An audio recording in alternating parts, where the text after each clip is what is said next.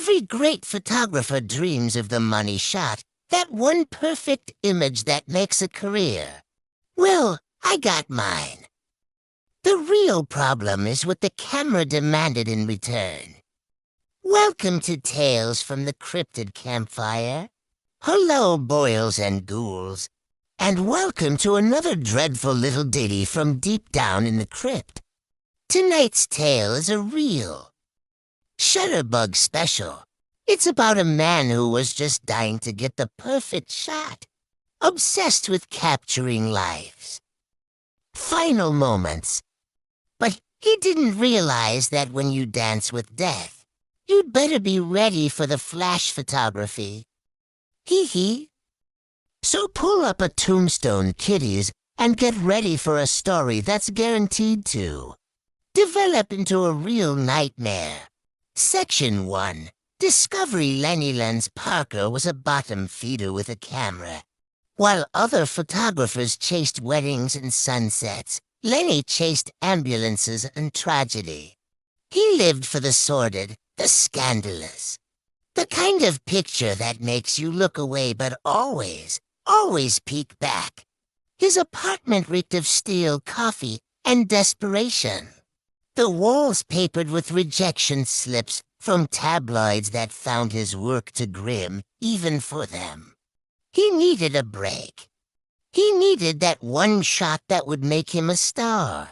Not just another ghoul hunting the police scanner. That's when he found it. But it wasn't the camera itself that grabbed Lenny. It was the strange, hypnotic quality of its lens. It seemed to drink the light in the room, making everything else look dull and faded. The shopkeeper, a man whose skin had the texture of old parchment, sold it to him for a pittance. Has a bit of a reputation, the old man rasped, a dry chuckle rattling in his chest. Some say it only takes one kind of picture. Lenny just scoffed, polished the lens on his greasy jacket, and took his new prize home. He loaded a fresh roll of film and, just for a test, snapped a photo of the quiet street from his window. A bicyclist was lazily pedaling past a picture of boring, everyday life. Lenny went into his makeshift darkroom.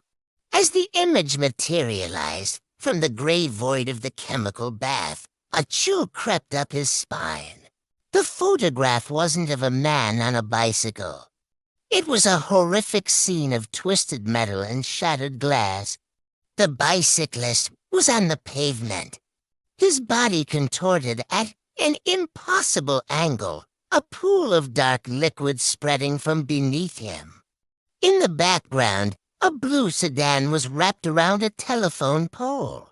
Lenny stared, his heart hammering.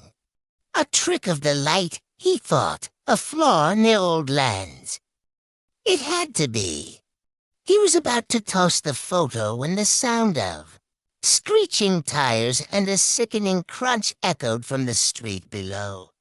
He rushed to the window, his breath catching in his throat.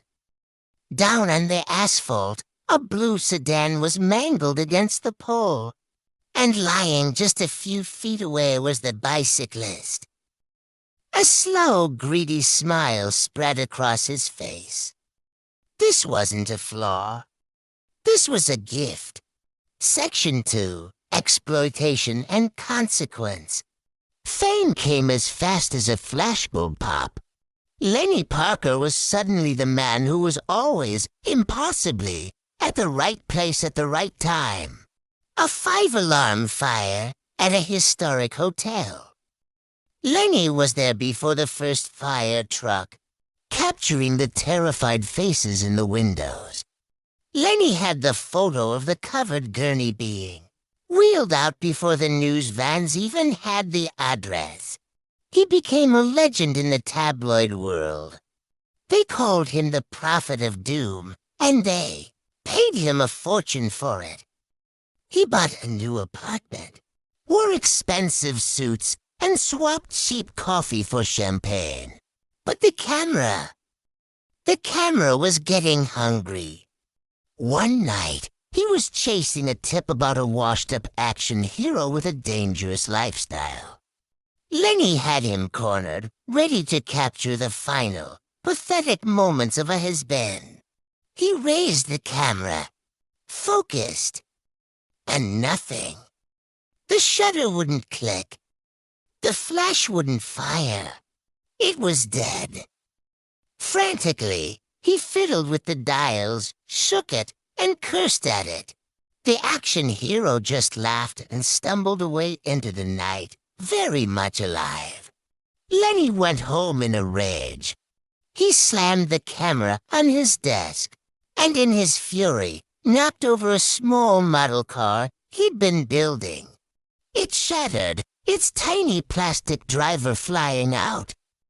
In that instant, a faint spark of cold blue light burst from the broken toy and was absorbed by the camera's lens.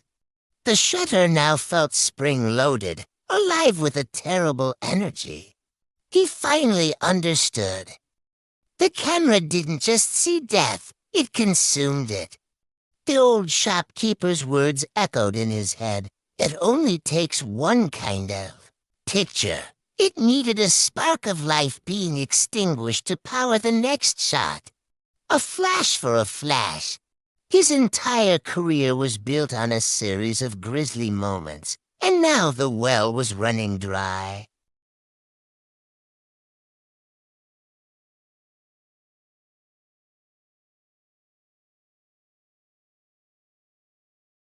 For the big shots. If you're enjoying this morbid little masterpiece, don't be shy. We're all family here. In the mortuary. Hee hee hee. Now, where were we? Ah yes, our photographer was about to really go out of focus. Section 3, the final flash, the big one, came on a Tuesday. A tip-so. Juicy, it made all his previous work look like children's party photos.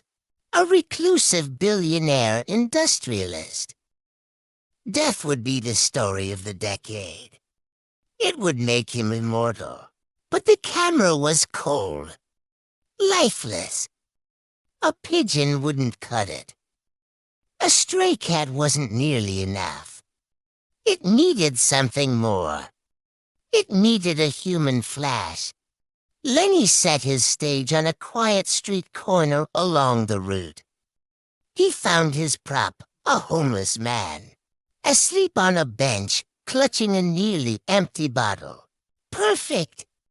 Anonymous. Disposable. For his masterpiece. CTA, he saw the convoy approaching a line of black, imposing vehicles. He gave the signpost one final, decisive shove. Wrong. The viewfinder wasn't showing him the approaching convoy. It was black.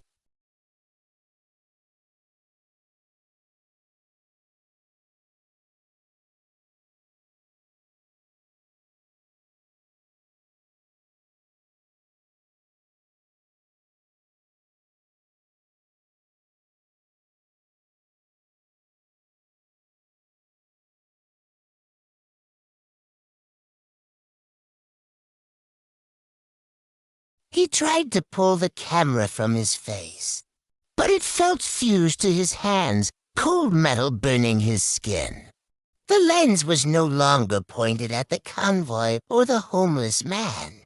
It was pointed directly at his own terrified face. Through the glass, he saw it all. He saw the homeless man, startled awake, lunging at him in a panic. A flash for a flash. For every soul he'd captured on film. Every great photographer dreams of the money shot. He got his. The only problem. The final flash wasn't from his camera. It was for him. Well, it looks like Lenny finally got his close-up. He learned the hard way about the dangers of negative exposure. He wanted to make a killing, But in the end, he just got developed. A truly picture-perfect ending, wouldn't you say? Thanks for tuning in, kiddies. It's time to put a lens cap on this story. Be sure to subscribe and ring that little bell. Time boils, and until next time, boils and ghouls, pleasant screams.